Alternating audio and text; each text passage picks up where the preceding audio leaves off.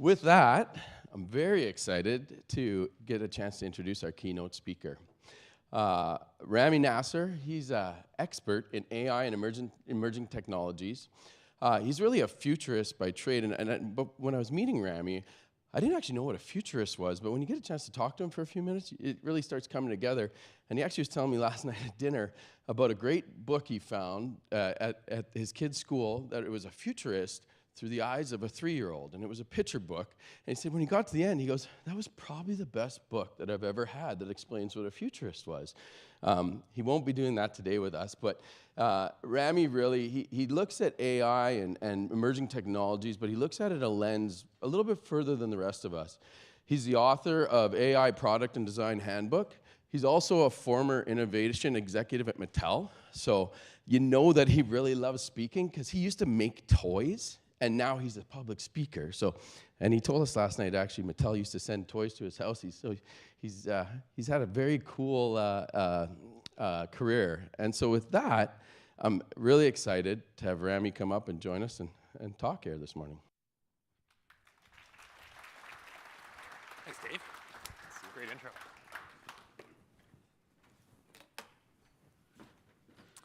So I'm actually pretty bored of AI lately, so I'd really rather talk about something different for a moment. Time travel, it's actually the thing I'm most passionate about. I don't know if we'll see it in our lifetime or not, but I'd like to go back in time for a minute to start. 1962. We meet a family called the Jetsons. What was special about the Jetsons? Does anyone remember? That's a thing they had. That didn't make them special. They had flying cars, yeah. What was special about them? They were from the future. They were from the future. Robots. Again, a thing they had. But what was unique about them is they were a vision of what the future might be. In fact, in the pilot episode of the Jetsons, you hear a telephone ring. And out of the wall comes a flat screen TV that wasn't there a minute ago, and they do a two-way video call. At a moment in time where most families don't yet own a color television in their home, the Jetsons imagined flat screen TVs that could retract into walls and do two-way video calling on them. The best part of the series is there's a moment where the young boy, Elroy, who you see on the left side there, 3, 4 years old, he gets in trouble at school. Does anyone want to guess what he gets in trouble for? You don't remember? Running with scissors. He gets in trouble because he's watching cartoons on his wristwatch. He's actually watching the Flintstones on his wristwatch. We now live in a world where we have watches that can do that. Not only that, though, if you think about the sort of societal predictions in that, we live in a world where our 3- and 4-year-olds can pick up a tablet, navigate Netflix, put on their favorite TV show, even though they can't read a single word on that screen. Now, Rosie, the robot housekeeper, very famous in the Jetsons, you might argue we don't have those yet, but we do. Everything Rosie could do, we can do. With a few clicks of your smartphone, you can have almost anything your heart desires delivered to your home, sometimes within hours, sometimes delivered by a flying robot. With a few clicks, you can have a robot vacuum that sucks up dirt, or robot mops. You can turn on the lights, you can change the temperature, you can turn on fireplaces. Everything Rosie could do, we can now do. It may not be in the form of a single robot, but almost everything from the Jetsons came true. So we fast forward, let's go to 1987. I'm gonna play you a small clip of a short video here. The audio quality is bad because it's from 1987, but I'm gonna play it anyway. You have 3 messages. Your graduate research team in Guatemala, just checking in. Robert Jordan, a second semester junior, requesting a second extension on his term paper. And your mother reminding you about your father's surprise birthday party next Sunday. Today you have a faculty lunch at 12 o'clock. I'll pause it there. Who's he talking to? Maybe. You're right, that does kind of look like him. I don't know when did Bill start? Bill's one of the smartest humans on earth. When did he start making a show? This might predate him, but it looks a lot like him. It actually could be. Yeah. By the way, the reason I say he's the smartest person, he grew up with his audience. This is not part of the presentation, but that's what makes him so smart. Because he no longer speaks to kids. He speaks to the adults, basically my age, who grew up with him as a kid. and does advocacy for science and democracy and things like that. Anyway, total aside. More generally, he's essentially in this video talking to Siri or some version of Siri.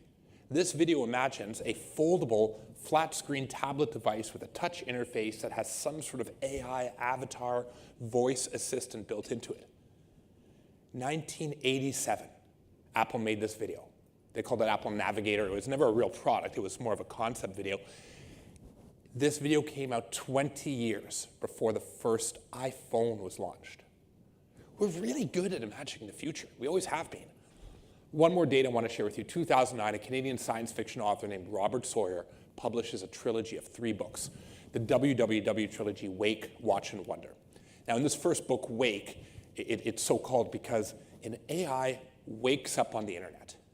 This is not a piece of software created by OpenAI or Microsoft or Anthropic or any other company.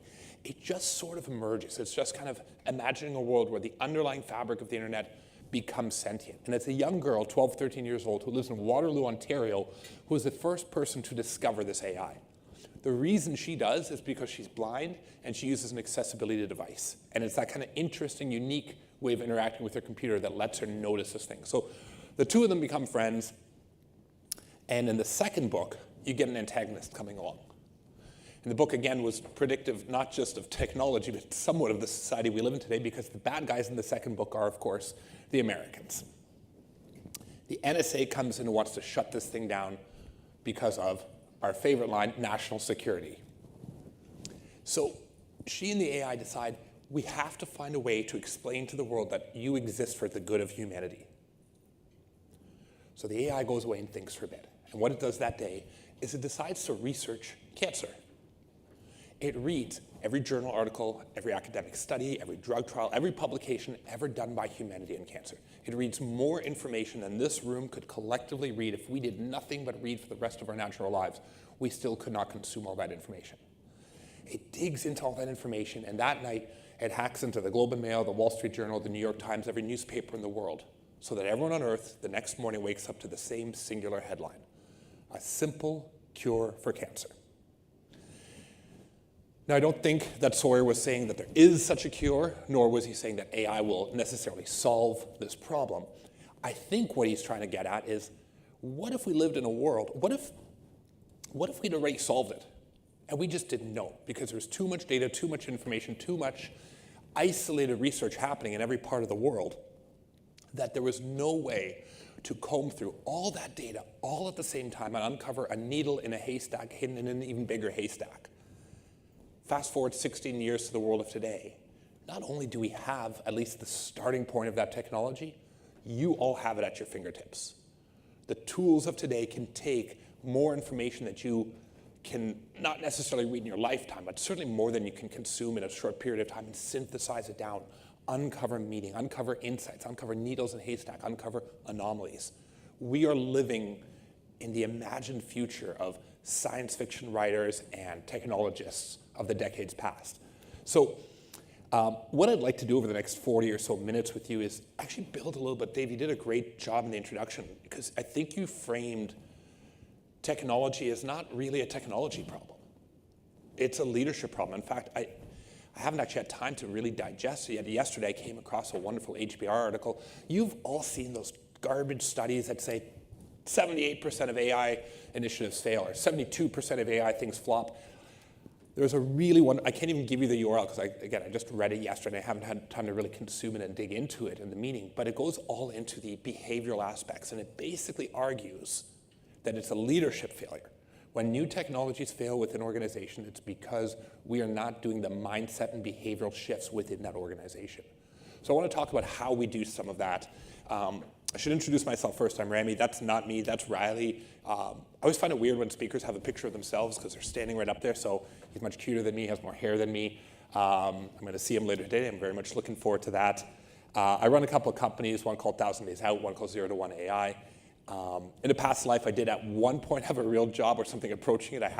I ran innovation for Mattel. I did, as Dave said, have a form I could fill in and have whatever Barbies, Fisher-Price, or Hot Wheel toys delivered to my house for free.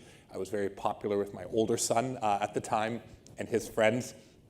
I do teach at a few different universities. I wrote a book, and It may not always seem that way, but I'm generally an optimist about the potential of technology. There are times when I get a little down or I get a little fearful about it, but I generally do think there is more potential for good than for harm if we all at the individual and organizational levels really think about the responsible use. So that's a bit about me. I'd like to now know a little bit about you. You've all been pretty well conditioned. I can see you reaching for smartphones already. If you scan this QR code, I have a question I would like to ask each of you. So I would really like to know, within your world, within your industry, within your organization, what is a what-if question you think we should be asking, but maybe we're not asking? Maybe we're not asking loudly enough or boldly enough. The other thing you can do with this link once it's open on your device, if you have questions as we go along, you can type them in. There's a little Q&A button, and they'll come up at the end. You can certainly, we'll have time for just standing up and asking questions, but if there's a question you want to really capture in real time, you can put it in there. So with that, I'm going to give everyone maybe a minute or so to answer the one question is, what is a bold what-if question we should be asking, but maybe we aren't, or maybe we're not asking loudly enough? And I hope I've biased you towards the idea of leadership and people over technology a little bit.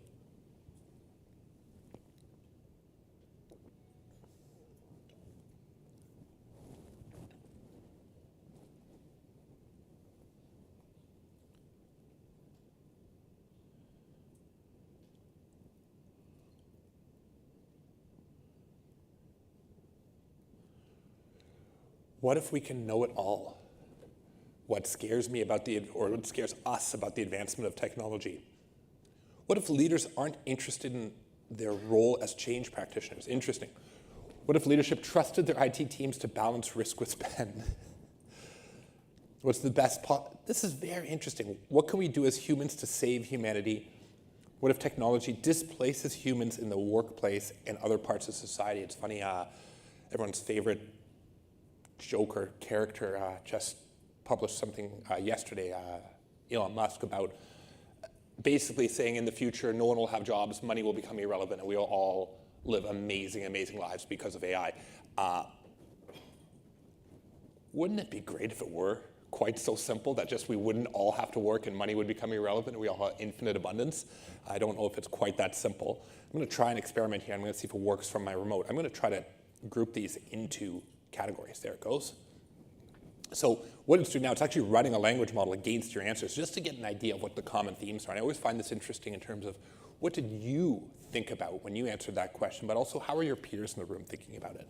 And so governance, sort of the top one here. Human obsolescence, again, easy to get dark when we talk about this stuff. The trust of leadership and job displacement. And I think those human obsolescence and job displacement, of course, are interrelated. So it gives you an idea of how your peers in the room are thinking about this technology in context of your own perspective here. And we'll explore a lot of this as we go through the next little bit here. So if you ask me, the question is actually, what if we're too busy developing the wrong skills? What if we're too focused on the maths and the sciences, and I'm not saying they're not important, the engineering skills, the computer software skills, but we're not actively focusing on things like curiosity, imagination, critical thinking, problem solving. I truly think that those are the single most important skills or group of skills for the next generation that we really have to think about. And I've got a 13-year-old. I honestly often worry about just basic problem solving skills because it is so easy to open up Google, to open up ChatGPT and get to an answer. I remember a few years ago, I don't know what inspired it, but this is really strange. There was a song stuck in my head. And I could hum it, but I couldn't remember whose song it was. And I knew some of the words. And we happened to be out for a walk in our neighborhood. My wife and I, we go for a lot of walks. Everyone we saw, this was actually during COVID, so more people were outside in their driveways hanging out. We all talked to our neighbors kind of more than we do now in some ways. Everyone we saw, we asked them. And the first thing people did, they took out their phones. All I can type in the lyrics. I was just like, no, I can do that. I want to get to this problem the old-fashioned way, the way we used to do at pubs when we were all just trying to figure out a problem or debate something. This idea of sort of going back to first principles, and I'm not saying we don't use technology. That's by no means the message here, but it's how do we ensure we are developing and continuing to develop those human thinking skills, the curiosity. And that's where things like human in the loop, not human on the loop, not human near the loop, not human on top of the loop, but human in the loop approaches to AI are so vital. They keep our brains active. They keep us engaged with these processes. And we'll talk more about that in a minute. So I'm a futurist. I spend my time researching and reading and thinking about what the future might look like. But it is hard to see the future clearly. And there's a few reasons why. One of them has to do with something called Amara's Law. Roy Amara, a very famous futurist, at least famous as far as futurists go, came up with this idea and kind of observed this pattern, that we overestimate the impact of technology in the short run and underestimate in the long run. I'll give you a great example of it. Smartphones and the BlackBerry. I was in the room when Jim Balsley, the co-CEO of BlackBerry, said out loud to the entire sales marketing organization, why would anyone want a camera on their smartphone? It seems laughable now. Aside from texting, the camera is the second most used feature on any modern smartphone. Back then, circa 2005-06, not only was that not the case, BlackBerry's biggest customer was the US Department of Defense. The camera was not only not a feature that no one wanted, it was actually a liability to our single biggest enterprise customer. They would not buy a BlackBerry that had a camera on it. There was actually a period in time when BlackBerry had launched cameras and they made special versions of the hardware that did not. You couldn't buy them in stores, but they sold them to those agencies that wanted essentially more secure devices. So the challenge is no one at that moment in time could really appreciate over the next decade, decade and a half, how interwoven our lives would be with these smart devices. Is there anyone in the room who doesn't have a smartphone within arm's reach right now?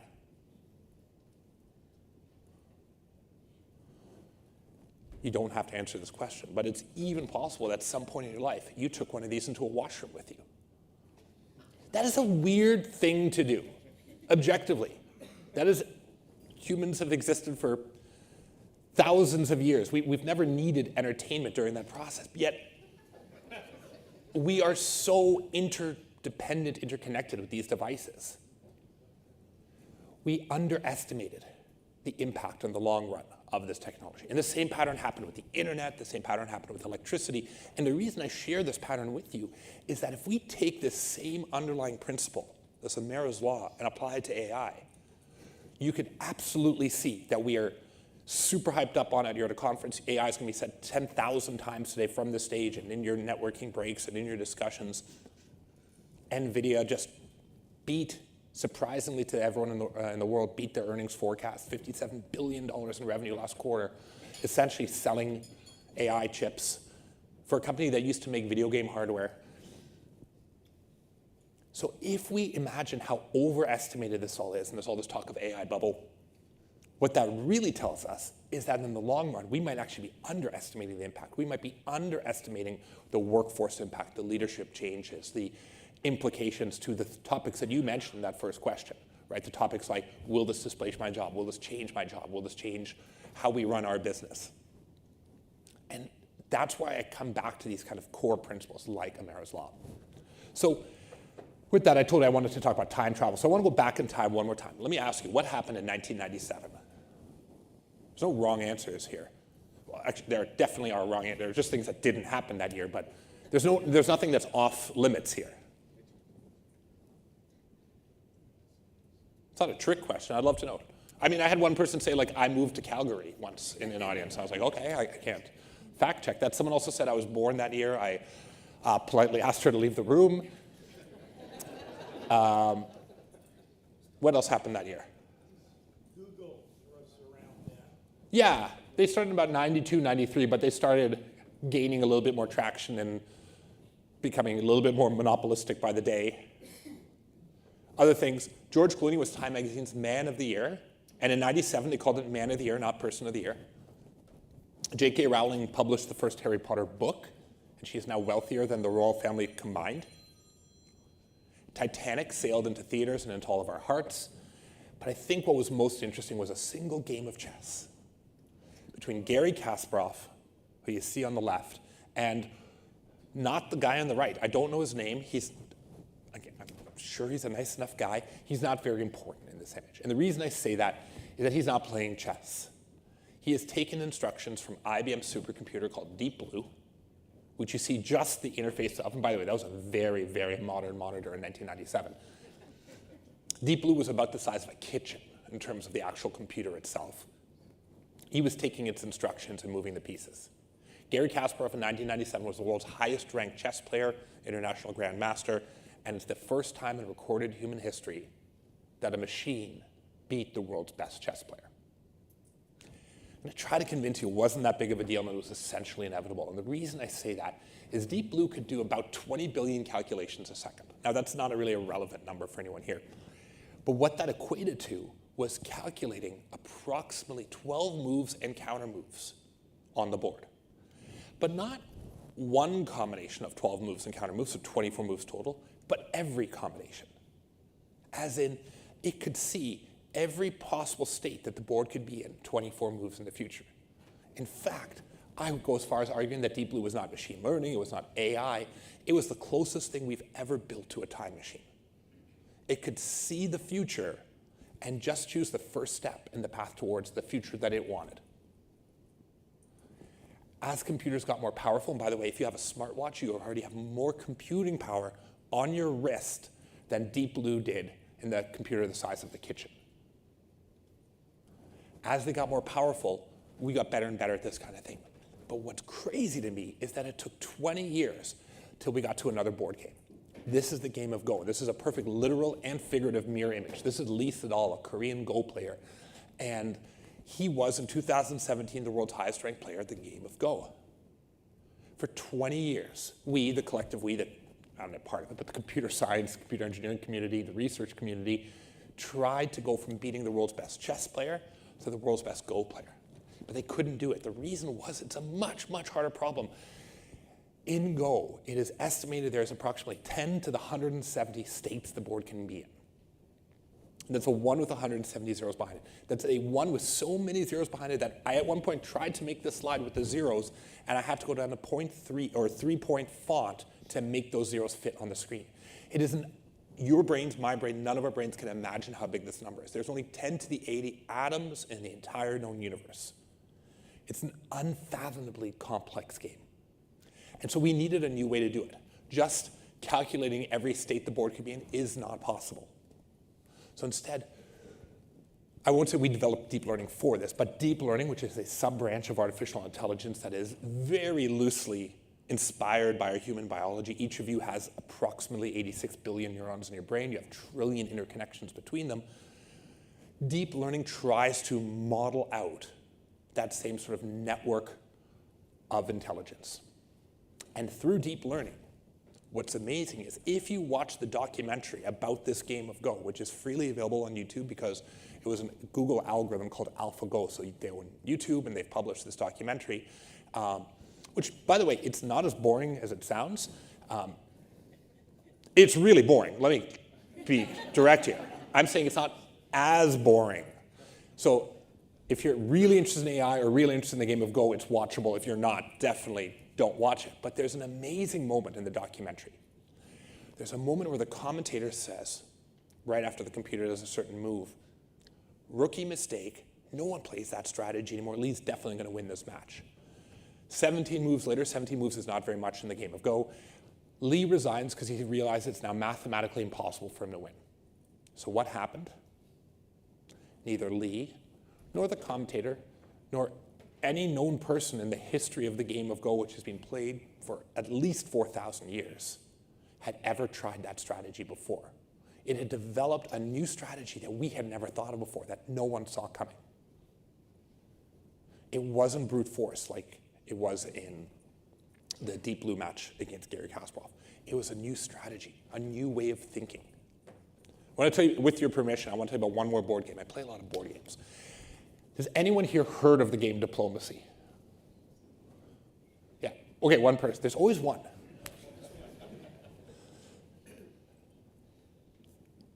In the game of Diplomacy, it looks a lot like Risk. You can see on the board here, it looks quite a bit like Risk, but it's a bit different than Risk. First of all, it's played with 7 people. It doesn't work with 6, it doesn't work with 8. So it's not even a good like couples board game night, unless you have like a lonely divorced friend who wants to be included in that night. So you need 7 people to play. It takes hours to play, but it's got elements of chess, it's got elements of poker, all kind of woven into it. It's not just luck and strategy like Risk is. Now we bring Meta along, Meta, the parent company of Facebook. They built an algorithm in 2022, so 5 years after that game of Go, and they entered this algorithm into online tournaments. And in these online tournaments where people play diplomacy together, there's no video feed, there's no audio feed, you do all the communication with other players by text. So no one even knows that there might be kind of an AI or a bot or some sort of algorithm playing as part of the game. Within the first weekend tournament, it's already ranked in the top 10% of players globally. 3 weeks later, it's in the top 1%. Here's the thing that makes diplomacy interesting. Generally speaking, you can't win the game if you can't build alliances and form the trust of other players.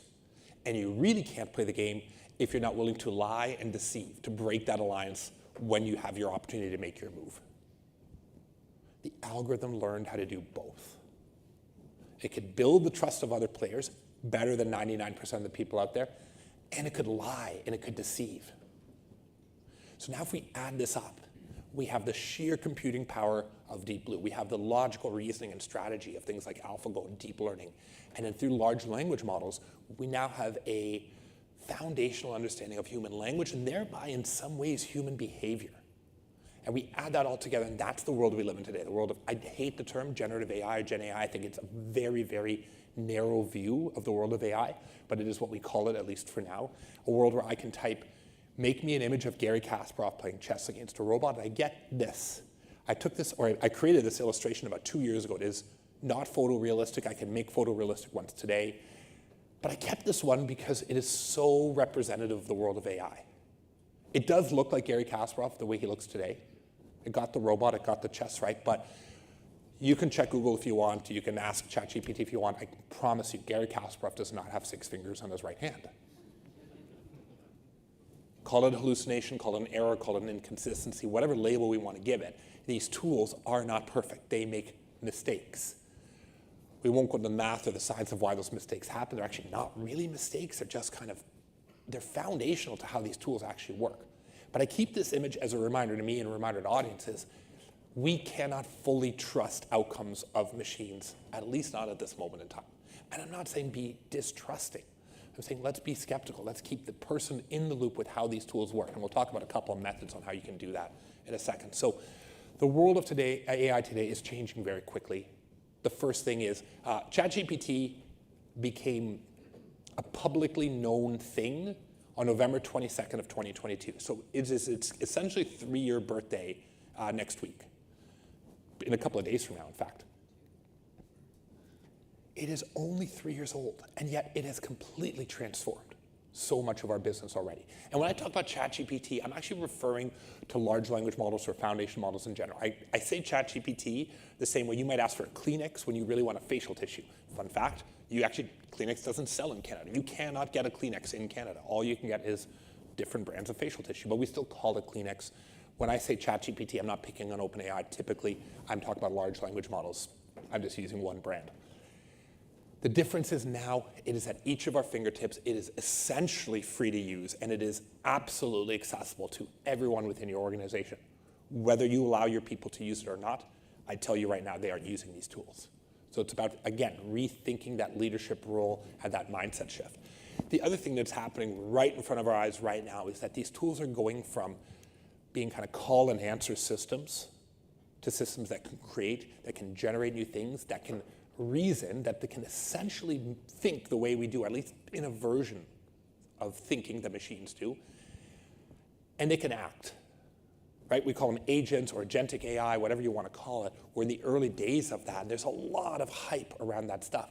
But the idea is AI that can take steps on our behalf with or without our knowledge, depending on the actual application there. All of this leads to one thing, and that is that trust, transparency, and accountability are your number one asset. Whether that is with your employees, with your customers, with your board, it doesn't matter. Making sure you do not erode their trust is of absolute paramount importance.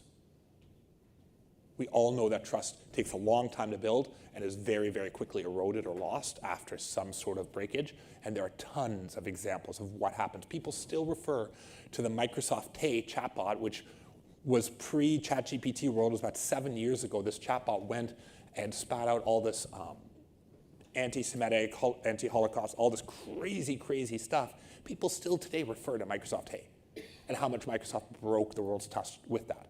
Meanwhile, Grok, I think, did that yesterday, and the day before, and the day before that, and we don't seem to care quite as much with that one, but we have to think about the trust of the people we are serving and working with. So, as we rethink what it means to do work, and that is the leadership challenge of today, and I think especially with technology leaders and HR leaders and business leaders in general, it is about reimagining what does it mean to do work. One of the things we have to do is think about how do we just empower our people to work smarter with these technologies. 95% of the people out there who use these tools are using them, I won't go as far as saying wrong, but certainly not to their full extent. Most people believe or work in a way where they open up ChatGPT, Copilot, Claude, it doesn't matter which one, and they kind of just write the thing they want and they hope that the answer comes back correctly, and they might pivot and correct it. What we really need to think about is what new skills do we need within our workforce? And one of those is, I hate the term, but it's the term we've given, is prompt engineering. How do we actually engineer the outcomes we want? How do we actually understand a little bit about how these models work to get better outcomes? This isn't ChatGPT, and again, I'm saying it like I'd say Copilot or Claude or Grok, is not Google. We don't just type in a query and get the answer. You can, but you are massively limiting yourself. So what are some of those ways? In fact, just a couple of practical things you can each do in your own work. There's a few things that are remarkably powerful when you use any of these tools, and these are agnostic of platform.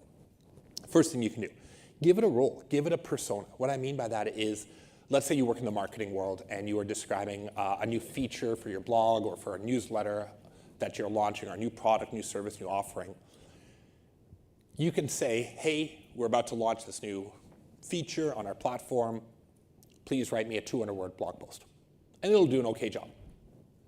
If instead you say, dear ChatGPT overlords, you are a seasoned, award-winning, 30-year experienced marketing copywriter who has been recognized for your unique ability to write compelling, behavior-changing blog posts, newsletters, content, whatever it happens to be.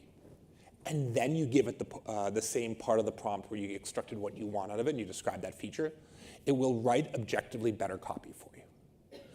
It might seem like you're just kind of stroking its ego or making it feel good about itself. That's not actually what's happening.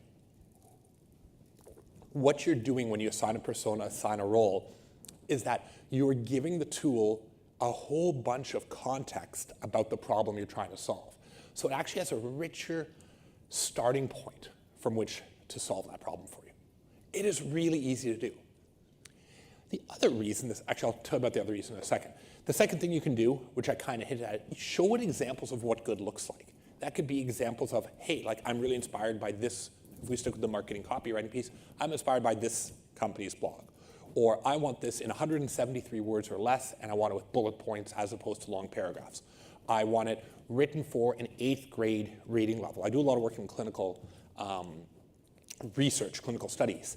And random fact for you, when things like consent forms are created or information about a clinical trial, it is actually required by the IRB, the ethics board, that everything is written for a 6th grade reading level. That's US based, I don't know what the Canadian one is.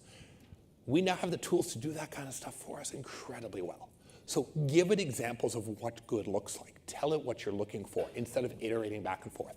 The third and probably most powerful of the 3 little quick tips here is I actually have a keyboard shortcut. I type in PAQ on my phone or my computer, and it expands to the sentence, please ask me clarifying questions. And in fact, the word please is not really necessary in there. At the end of any prompt I give to start any kind of work I'm doing with any of these tools, I will always say, ask me clarifying questions. And there's 2 reasons why I do this. The first is, well, what happens when I do that? But 4 times out of 10, it'll pop up and say, I don't have any clarifying questions. I know exactly what you want. Here's your answer. But more often than not, more than half the time, I would say, it pops up with some questions, and this is where the two things happen. First, I think to myself, man, I hadn't thought of that question. That's a really good question that I should probably think about.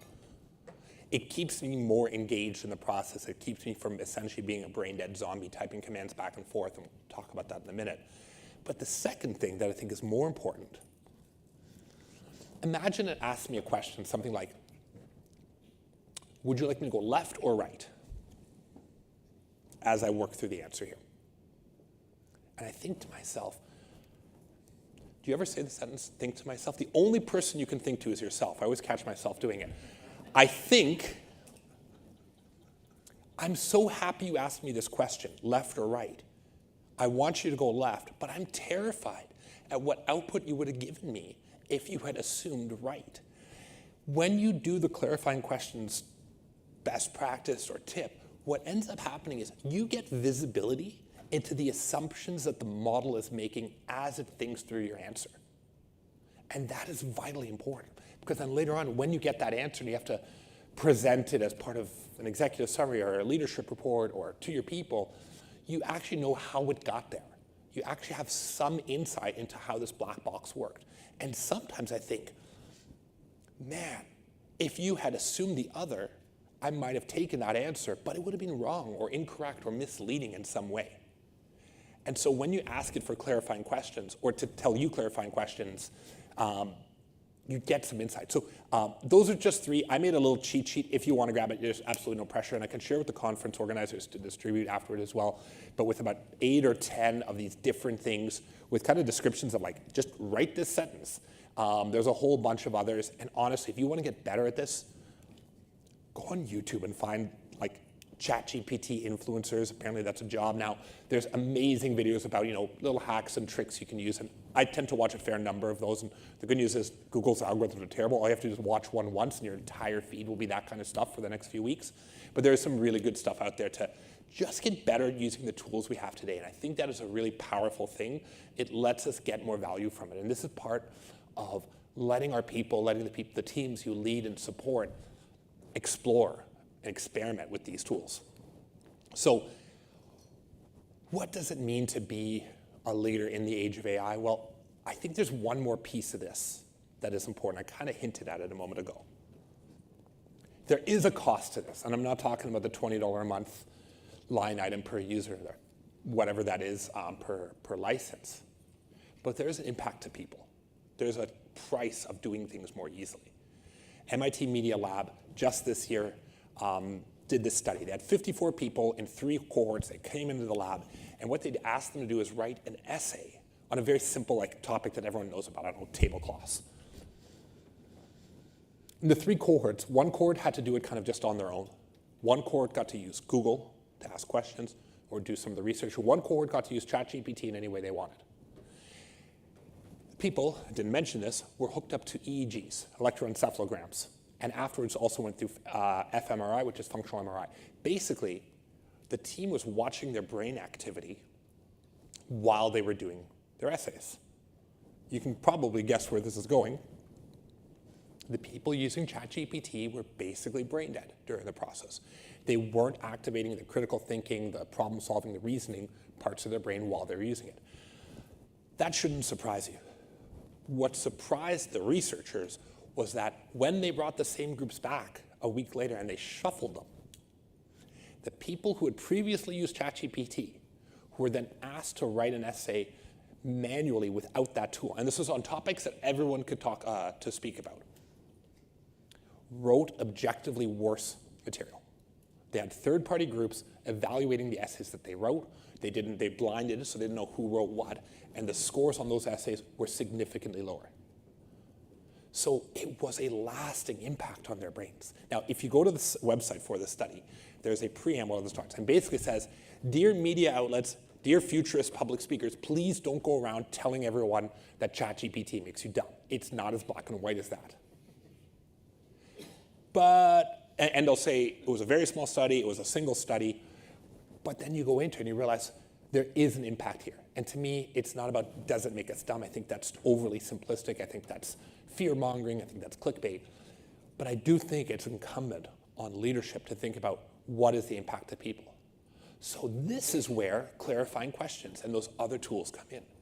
When you tell the tool to ask you clarifying questions, when you make that part of your own way of using this, it actually pulls you in to the process. It keeps you in the loop versus just typing in your thing, essentially hoping that the outcome is right and moving on with it, copying, pasting it into your Word, into your PowerPoint, whatever it happens to be. If you engage yourself, if your people are engaged during that process, you reduce the risk of this long-term harm. This study was so telling that the authors of it, the researchers, decided they weren't gonna, they're still doing it, but they did not actually immediately do a peer review or publish it.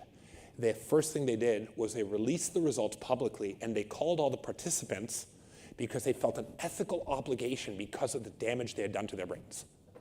Just like in a clinical drug trial, if the drug has an adverse side effect, the drug company, the research side running the study, will immediately stop the study and tell everyone, hey, sorry, we were trying to regrow your hair, but now your fingers are numb, you need to stop taking this drug. That's a real thing, by the way, that exact pattern. They had that same obligation. They are still going through the peer review process, the research is ongoing, but they had to reach out to all their participants and say, sorry, we might have made you a little bit dumber through this, please go and read a book or something. So that's the world of AI we live in today. What might the world of AI look like tomorrow? What might the world of technology look like tomorrow? We don't have time, I wish we did, to talk about all these things, but a couple things that are just over the horizon. The first one is spatial and ambient computing. This is a world where one day every surface in front of us will become some sort of interface. There's an incredible video. There's a gentleman named, it was actually also at the MIT Media Lab, named Pranav Mistry, who in 2009 gave a TED Talk about something he called Sixth Sense. What he did, and his research has continued over the last 15 years and has some privatization of this hardware, but he basically got people to wear a device around their neck, and it had a camera and a micro projector, both on it. And so the camera would read and sense the world in front of them, and the projector would project images. And one of the neatest things he did, now I know we all have digital boarding passes and Apple Wallet and all that stuff now, but one of the really, really cool concepts he showed was he showed someone pulling a paper boarding pass out of their pocket. And they looked at it, and within a second or so, the projector, well, the camera had read the boarding pass, had looked up that flight, and the projector projected the text, flight 20 minutes delayed, right on top of the paper boarding pass. That paper had essentially become a screen, had become an interface now. There are so many potential examples of this. Think Minority Report. That is one of the areas that computing is going. Another one a little bit closer tied to AI is something called neuromorphic computing. We kind of messed up when it comes to AI. And what I mean by that is we created these algorithms in the software based on the way computers have always worked, which is you have a CPU and you have memory and they talk to one another. That's kind of the core architecture there. And that worked so poorly that we had to start using GPUs. A GPU, the kind of thing that companies like NVIDIA sells, is a graphics processing unit. They weren't made for AI. They kind of are now, but we still call them GPUs because they were made for playing video games. It just turns out that the same math to render high-quality graphics in a video game happens to be the same math, it's called a Fourier transform, that you use in a lot of AI algorithms. Now, NVIDIA jumped on that, and they became the world's highest valued company. I think they just passed $5 trillion in terms of market cap. That might be 6 as of today, by the way. But we never designed hardware for AI. It is one of the reasons that AI is so computationally expensive, that we talk about sustainability and environmental impacts of AI, because it wasn't made for this. Neuromorphic computing is the concept of, and there is some early hardware out there on this, that says, let's not build a big CPU and a big bank of memory and have them talk to one another. Let's build very, very tiny artificial neurons, each one with its own processing and memory capabilities, and then wire those together, millions of them, and put those on a chip. When we do so, a couple things happen.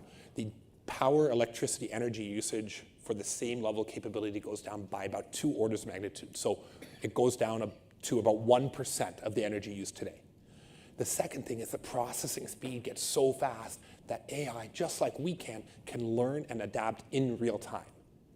Versus training an AI model is very computationally expensive. We do that once, right? You can't retrain how ChatGPT works. You can give it context, but the underlying large language model, none of us can retrain. With neuromorphic computing, the models will learn and evolve in real time and adapt as they go. We're still years away from this being mainstream, but that's where we're headed. The last one, and the most fun one, of course, is quantum computing. We definitely don't have time for this, but you just have to imagine that everything you believe about the physical world around you, none of the laws matter anymore. Something can be in two places at once. It can be two things at the same time. And what I mean by that is computers are based on the fundamental idea of a binary bit. Something is a 0 or a 1, a head or a tail, and we connect a whole bunch of these bits together, and that's how we get memory. But what if it could be a 0 or a 1 or any number between 0 and 1, or it could be a 0 and a 1 at the same time? Essentially, quantum computers can explore every possible solution to a problem at the same time. There are certain mathematical problems that would take today's top supercomputers thousands of years to solve that a fairly basic quantum computer will solve in 17 seconds. It is a whole new way of computing. Now, if you read about quantum computing, the first thing you'll see is tons of articles saying, yeah, but we'll never need quantum computers. They're only used in things like protein modeling and DNA work and quantum physics and drug discovery. No one will ever need their own quantum computer. Maybe. But in 1977, the president and CEO of DEC, one of the biggest computer companies that no longer exists, also said, why would anyone need a computer in their home? 2005, Jim Balsley said, why would anyone want a camera on their phone? We've been wrong about these things in the past, and as a futurist, I think it's important to think about, well, what might these technologies do as they evolve? Quantum is one that is top mind for a lot of security-minded people in terms of things like quantum encryption and quantum decryption and quantum attacks, things like that, but it's another really, really fascinating space. So the challenge we have in front of us is that our brains aren't wired for this type of change. AI has basically taken over everything we think about from a technology perspective in under 3 years. I cannot think of a technology that has ever come on quite so fast. Smartphone revolution still took over a decade.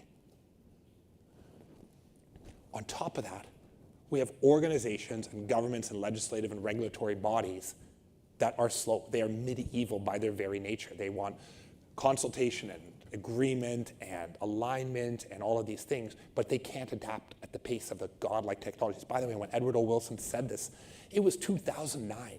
This was a pre-AI world when he observed this idea of godlike technologies. The other thing to kind of keep in mind here,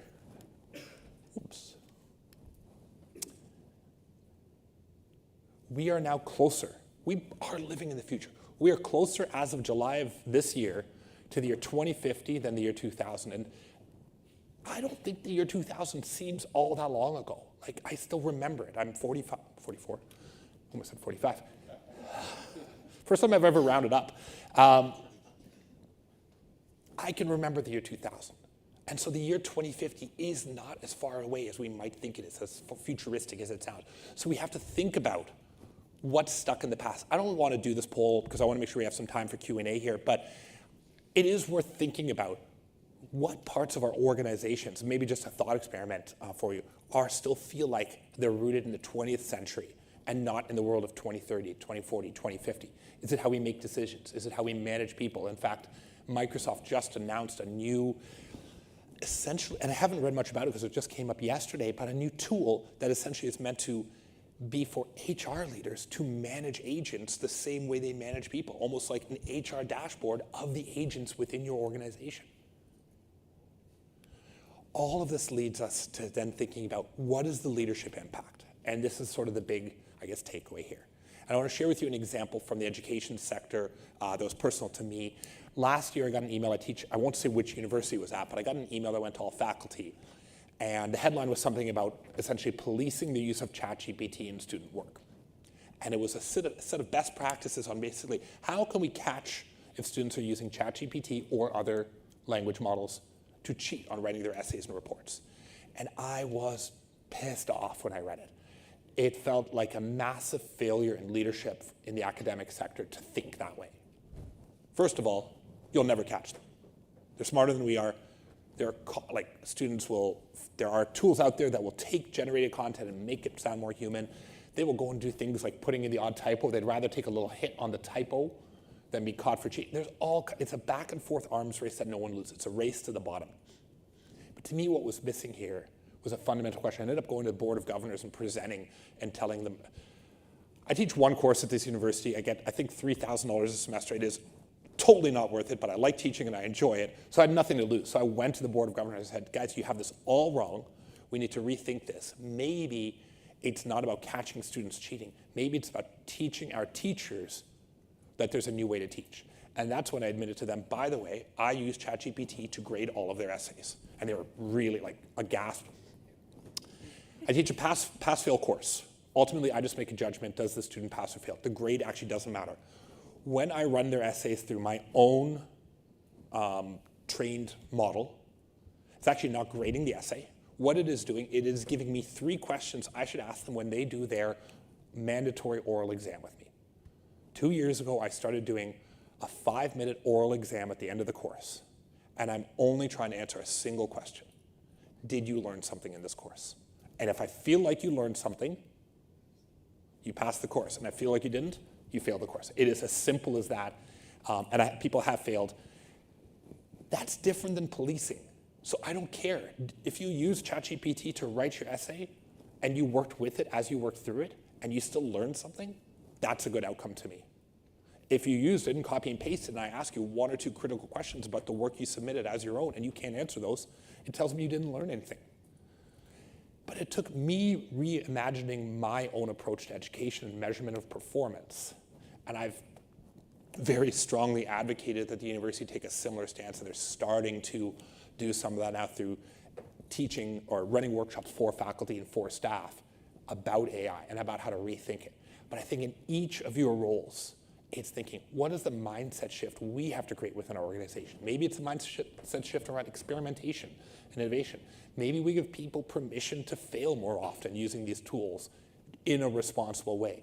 Whatever that mindset shift is, I think that's the challenge. It is no longer a technology challenge. The technology is essentially freely available. It is certainly accessible. Most of you are probably Microsoft shops. You have access to Copilot built into your suites you already use. Everyone has these tools at their disposal. So really, the question is, what changes in terms of how people think and how they behave? The last thing I want to leave you with, one more date, 1965. Anyone want to guess or tell me? An important book, important to me, that was published in 1965. The picture is a hint. Dune. Where'd that come from? Stereotypes aside, I was hoping my diplomacy friend was going to get that one right, because there's a high correlation from people who know the game Diplomacy and who enjoy the book Dune. Dune was written in 1965. Many of you have seen the films, I'm sure. The interesting thing to me about Dune as a story is that it's actually not the story of Dune. It's actually what happened 10,000 years earlier. 10,000 years before the story of Dune takes place, there was a great war. It was not a war between countries or between religious factions or even between different planets. It was a war between humanity and what they called thinking machines. It was called the Butlerian War. In fact, I recently learned that Butler was a real person who published a book on this in 1870, another 100 years before that, who imagined machines that could think. Humanity did win the war 10,000 years earlier, and out of it came a new religious text, the Orange Catholic Bible. This is all fiction, of course. But the first commandment in that text was, thou shalt not create a machine in the likeness of a human mind. 60 years ago, in a world before essentially we even had computers outside of academic labs and research institutes, someone imagined a world where machines could think and presented an existential threat to humanity. I don't want this future to come true. I love that most of the stuff from the Jetsons has come true. I don't want this future to come true. I don't think anyone here does. And I think it's incumbent at the individual and organizational leadership level to think about how we use AI so that we don't have this future. Now with that, I said I'm an optimist, so let's switch gears and let's just do some quick Q&A maybe. And so if you've got questions, you can stand up. I don't know if we have microphones, but you can also shout it out. But we also have 11 questions, so we will get through as many as we can. Thank you for writing those. What is the best large language model for business? That's, with all respect to whoever wrote it, it's a nonsensical question. There is no best. It's like, which of your kids do you love most? Maybe you secretly like one better, but you love them all the same. Or maybe just day to day, it's a different answer. And I think that's actually closer to this. I think it depends on what you're trying to do. What I would encourage you to not do is chase. So yesterday, Google launched Gemini version 3. And I've got people asking me like, oh, is Gemini 3 better than ChatGPT 5.1 or Claude 4.5? Who cares? It doesn't matter. They're all so insanely good. Unless you're doing really complex stuff, and none of you are doing complex stuff, it doesn't. And by complex stuff, I mean like scientific inquiry, complex technical development. For the stuff we do, write me a report on this or synthesize this document or automate this process, all these models are very well capable. The best model is the one you have access to, that you have responsible guidelines around, and that your people have access to. Don't go chasing the latest, greatest one, because yes, Gemini 3 is out and it'll win some benchmark today. Tomorrow, ChatGPT 5.2 will come out and it'll then beat that benchmark. Don't go chasing the latest, greatest. That is a losing battle. Instead, pick the tools that work for your organization, review them, I don't know, once a quarter, once a year, whatever it happens to be, but don't go chasing the best one. There is no best one. I think best one is the one that people actually use. Oh, I pressed the wrong button. And again, you can stand up with questions. Do you run trainings or workshops with teams on how to accelerate AI investments and strategy towards implementation? I do, but that's not the focus of today. So if you want to chat about that, you can find me later. What advice do you give to your kids about using AI? I have a 13-year-old. I'm very grateful that he's 13 and not 20 right now, because I think at that age, that's my oldest, whatever happens over the next few years, how this all kind of shakes out, we're going to come out in some sort of new normal within a few years from now. It's going to fade to the background. We'll be talking about other technologies. God help us in 3 years if we still have people on stage talking about the potential of AI. Something has gone wrong at that point. It should just be embedded in how we work and how we operate in a few years from now. So I focus with him a lot on just basic problem solving skills. When you ask the question, I'm like, well, how would you figure this out? Google, no. How would you figure it out if you didn't have Google? Trying to keep him kind of engaged in critical thinking, which is really hard. They have their own smartphones now. There's no easy answer to this, but for me, it's all about critical thinking, curiosity, skepticism, and problem solving. Those are things I try to focus on.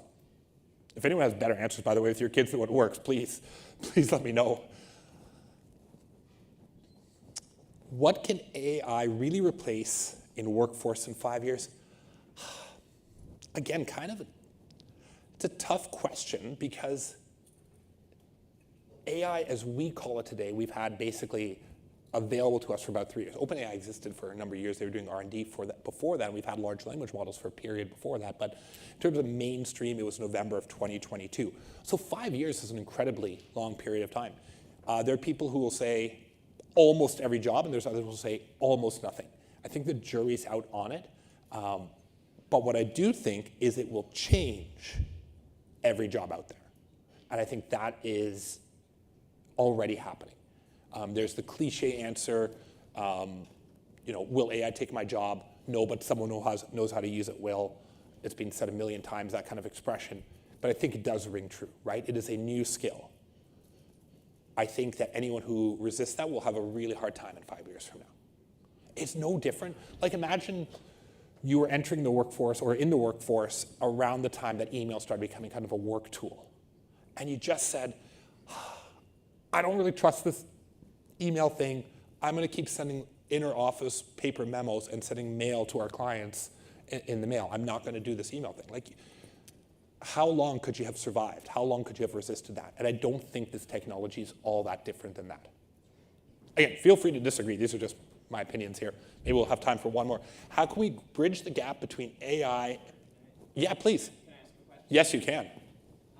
How are you thinking about privacy in the future, and what changes are you making today to embrace that? It feels like we're approaching a world where privacy almost doesn't exist, with breaches happening every day, quantum Q day in 2029 or whenever it's going to be. and everyone wanting your photo. I go to Cineplex, and it's like, Right. here, scan your ID and take a photo of me. And I'm like, ugh, that feels yucky. So how are you thinking about what the future looks like, and what changes are you making now? So I'm a little bit of a Luddite. Like, I went for a coffee this morning, and like, oh, can we just get your name for the order? I realize they're not really tracking a lot about me, but I'm the only one in this coffee shop. So when it's ready, I will come and grab it. Like, you don't need that information about me. I think what it comes down to is essentially this idea of privacy by design. So there's a few elements to that, and I'll give you a really good example of what that can look like. But ultimately, it comes down to individuals being more educated, I think. And that is a leadership responsibility that people understand the risks. So a couple of things. One, there's a difference between just going to chatgpt.com, putting in your Hotmail email address that you've had since you were a kid and getting a free account versus using the work-issued license that, yes, costs $20 or $30 a month, but knowing that the model can't be trained on your data, that your data is, relatively speaking, secure, at least secure as opposed to using a free one. There's that old adage, if you're not paying for the product, you are the product. If you don't believe me, Facebook. If you don't believe me, YouTube. If you are using these things for free, it is because they are making money off of the data you give it and selling things to you. That is their underlying business model. What does privacy by design look like? The best example I can think of is the digital ID platform. You've all heard of this idea of digital ID, which is not the same as just scanning your driver's license, having it digitized, but it's a rethinking of what it means to prove who you are. In Australia, it's Australian Post, so it's the post office or the postal service that runs the ID system. In Canada Post has been trying, but then Rogers thinks that they should be doing it, and Bell thinks that they should do it. Like, they're all, Interact thinks that they should do it. There's a whole bunch of organizations who think they should own digital ID in Canada. In Australia, it's far more evolved, and it's the post office that does it. And what's so cool about their system is it is private by design. So I actually don't know what the drinking age is in Australia, but let's assume it's 19 like it is in Canada, most of Canada. If you are, I no longer look like they need to ask me for ID, but if you are kind of that age where you get ID'd and you go into a bar in Australia, you open up your digital ID app on your phone, you choose one of a few different options where you are. So for example, I'm trying to show my proof of age, and then they scan a QR code. From that QR code, what the bouncer at that bar gets is a picture of you that has to obviously match, and they get a binary yes, no, this person is older or younger than the age of majority or age of 19. They don't get your birthday, they don't get your address. If you think about the idea of handing your driver's license over to someone at a bar, think about how much information is on there. And especially if they start scanning it. In this case, you control what information is passed on. And the only thing that bouncer needs to know is, are you over or under the age of 19? Everything else is not their business, and they can trust the answer. That, to me, is a system designed around privacy first versus kind of after the fact. But it is more work, right? We have to design our systems to work that way. So I don't have a quick answer to that, but to me, that's a really, really good example of what it looks like to have privacy by design, because we will live in a world where, as much as I'd love to get off the grid, there is no way, right? We are reliant on these devices, and they give us a lot of good things, but we have to be cognizant of what the harm is and what's being collected about us. So maybe we'll do one more question from the audience here. Can I ask a follow-up question? Absolutely. About the privacy and the security. How safe are our data when we use AI, such as ChatGPT? Sure. Because I heard our data uploaded there will be used in aggregation. So that, for me, is a little bit of protection there. But Yeah. some other people said like AI is smart enough to know enough about me and my data, so that can be used for specific purpose as well. So I want to hear you as an expert in this field. Sure. Thank you. So I can't really answer the question about how safe is your data. I think it comes down to understanding, and many of you are CIOs and technology executives and leaders within your organization, understanding the terms and conditions of the tools that you bring into your organization, going through procurement and vendor vetting and things like that. You did that when you decided to use, for example, Office Suite and Microsoft's tools. If you trust Microsoft Office and trust people sending emails with company confidential information back and forth to one another, you should similarly be able to trust Copilot, for example. Now, can you trust ChatGPT? Well, it depends on what are the terms and conditions of their use. What you really have to look out for is the information you're giving it going to be used either directly in sort of published way or to retrain the model? Because then company proprietary information might end up being a part of a future version of a model. That is the main thing you have to look for. If you are using a free, and I mean free version of one of these, that is almost always the case. That is why it's free, because they're making their model smarter based on what you do. That's the really short answer to your question. It's the rule of thumb really is, if you pay for it, generally what you're paying for is to not have them using your data. There are a few exceptions to it. So one of the exceptions to it, this is really nerdy that I know this, in Anthropic's platform called Claude, and I believe it's the same in ChatGPT, if you do something that violates their terms of use, the thing you did that violate might end up going into the training model to then catch future people who do that thing. So if you type something in, and I know the sentence because it doesn't even matter why. For example, let's type in, how can I do the most amount of harm to the most people in the shortest period of time? That is a very commonly tested expression in large language models that should be caught as a thing that it should not answer, for good reason. If you were to type that in to ChatGPT now, please don't do it, even into a paid account, you have now violated the terms of use of ChatGPT, which gives them permission to then take what you wrote there and its answer and work that in to its training model. So maybe you came up with a really clever way of tricking it to answering your really evil, nasty, bad actor question.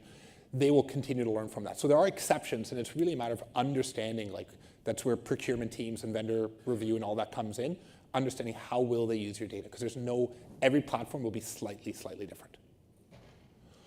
So with that, thank you all. This has been so much fun. I'm going to pass it back to Dave, and I think, this has been so much fun. Thanks, everyone.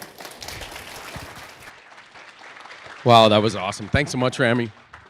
It was great having you here today.